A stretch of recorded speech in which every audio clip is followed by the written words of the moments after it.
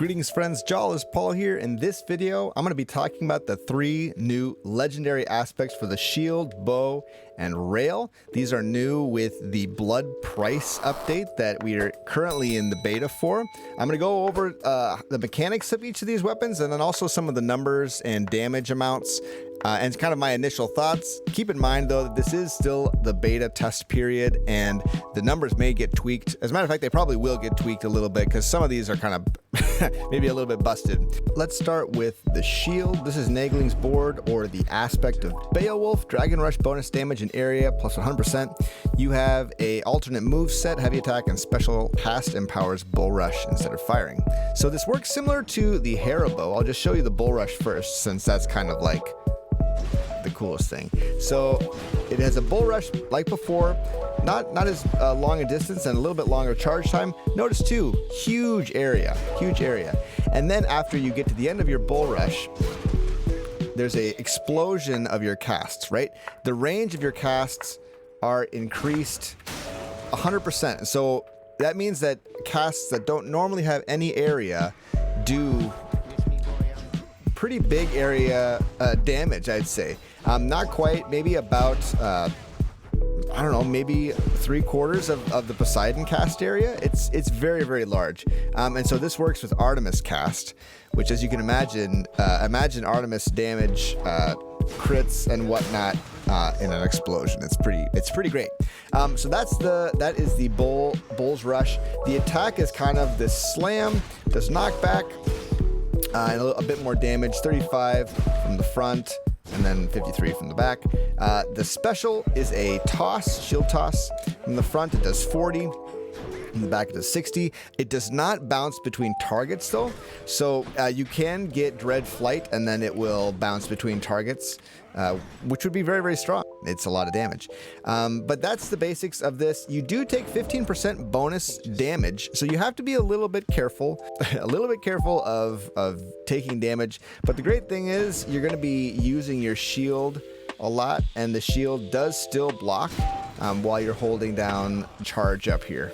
So you can block attacks just like you did before with the shield. It's pretty awesome. I love this weapon so much. It feels a little bit broken. The Artemis cast build that I had before was very nice indeed. All right, next we have the bow. This is the legendary bow, the aspect of Rama. You have Celestial Sharanga, which can cause shared suffering. Basically, your special marks a target, and then it's hard to show here, but whenever you strike any enemy with the attack, I could be attacking over here a different enemy. If I hit him, the original target of my special takes bonus damage. And you can see here, if I do 119, it does 71 extra damage. So they'd be getting the 71 damage. So as you can imagine, this is really good for you get an armored target, you mark them, then you run over to this cluster of enemies who are just standing there, and you just rock them for what, 100 and what's the max? 135 backstab damage.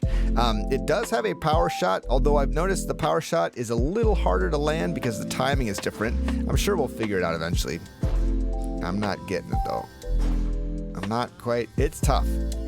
There we go, 180 for the power shot. It's a tough one to land. And the special too, we'll talk a little bit about just the mechanics of the special beyond shared suffering. So as you can see, it's a triple shot.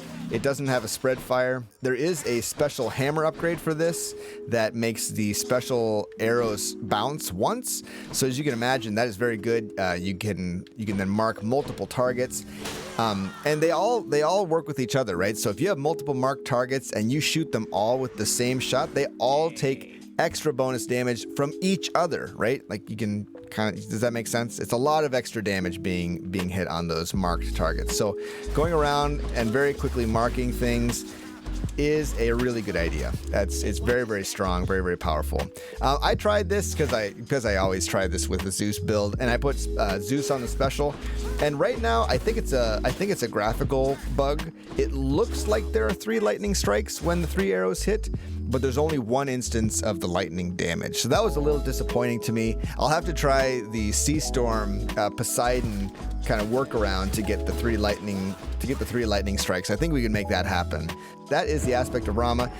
As far as the main shot goes, it does fire a thicker shot, right? It's thick. It's a thick bow, and it does more damage, and it does more damage the longer you charge it up. Not just the power shot, but if you just charge it up without the power shot, it does more damage. So that's something to keep in mind too. It's different in that way. It's more like, it feels a lot like the charged spear throw to me from Guan Yu. It's a fantastic attack for sure. All of these legendary weapons are now getting their own specialty hammer upgrades. So there are hammer upgrades specifically for the Beowulf shield, the Rama bow, and this last one that we'll talk about, the Lucifer rail. We got a laser, you guys. We got a laser. What's cool about it? There's a lot of cool things about it. The laser is cool. You can dash with it while it's still going. There is a hammer upgrade that makes it so you never have to reload this thing.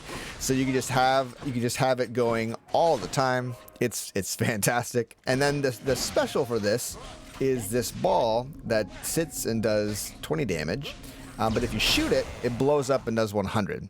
So there's some really nice combinations you can find here, and they'll blow each other up. Like they'll chain blow each other up. So if you have cluster shot or you have triple, the triple special shot, you can blow one up and they'll all blow each other up, and you get this kind of nice, explosion of damage. I'd love to try it with Artemis on the special. I think that could be very, very good. And the balls change color depending on you can get blue balls.